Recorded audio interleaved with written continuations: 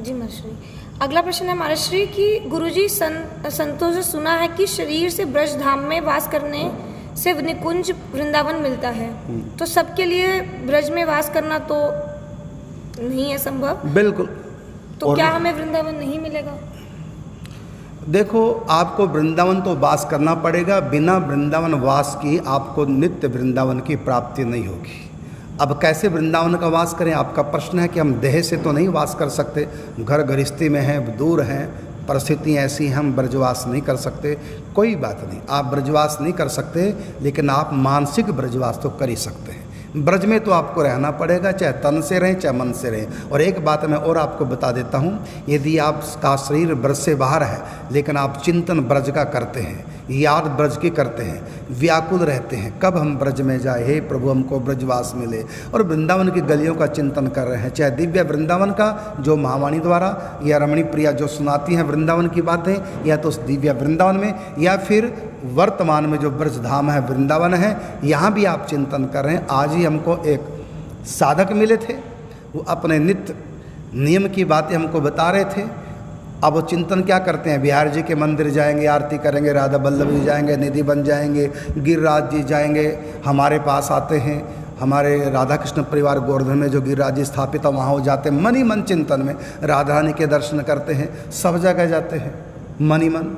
तो मन से तो हैं चंडीगढ़ के रहने वाले, और मन ही मन वृंदावन में घूमते। तो ब्रज बस या ब्रज हिया बसा ले, ब्रज बस या ब्रज हिया बसा ले, दोनों का एक ही फल है, तन से वृंदावन रहें या मन से रहें। और एक बात और मैं कहना चाहूँगा, यदि आप मन से वृंदावन है, तन भले आपका बाहर है, तो आप वृंदावन में हैं। यदि आपका तन वृंदावन और मन बाहर घूमता रहता तो आप बाहर हैं। इस बात पर आपको विश्वास करना चाहिए।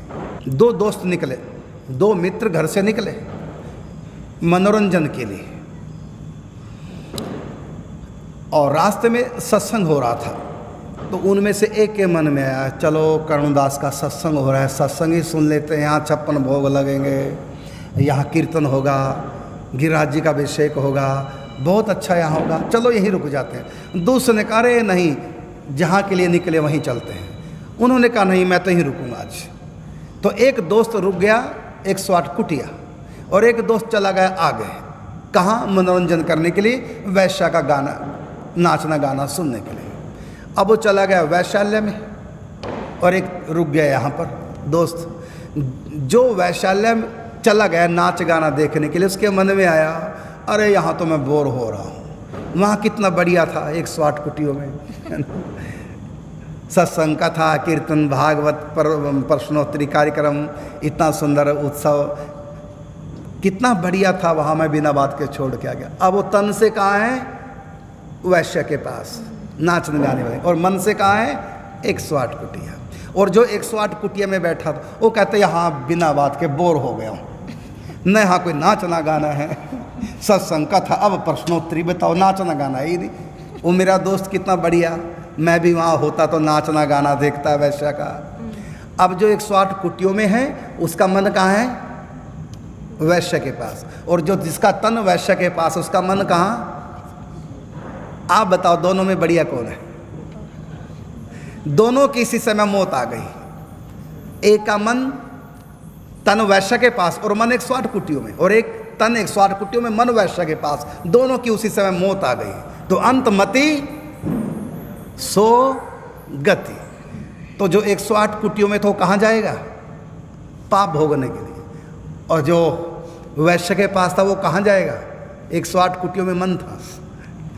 समझ गए आप, अंतमति सो गति। तो आप यदि ब्रज से बाहर हैं और ब्रज के लिए व्याकुल हैं, ब्रज के प्रति लगाव है, ब्रज का चिंतन करते हैं, मानसिक परिक्रमा करते हैं, मानसिक जमुना जी स्नान करते हैं, मानसिक बिहारी जी के राधा वल्लभ राधा रमन लाल के दर्शन कर रहे हैं, मानसिक बरसाना में आकर के चिंतन कर रहे हैं, 108 कुटियों में संतों की कुटियों की परिक्रमा कर रहे हैं, कुंज महल सरकार के दर्शन, गिरिराज जी के दर्शन, वृंदा सखी के सखियों के दर्शन कर रहे हैं। तो शास्त्र का वचन है कि मन व्यक्ति का जहाँ है, महत्व उसका है, तन का नहीं जितना मन का महत्व है।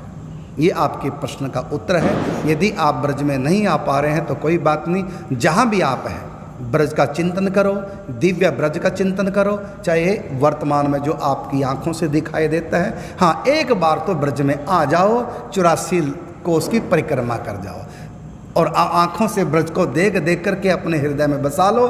फिर अपने घर जा कर के हर रोज 84 कोस में दर्शन करो।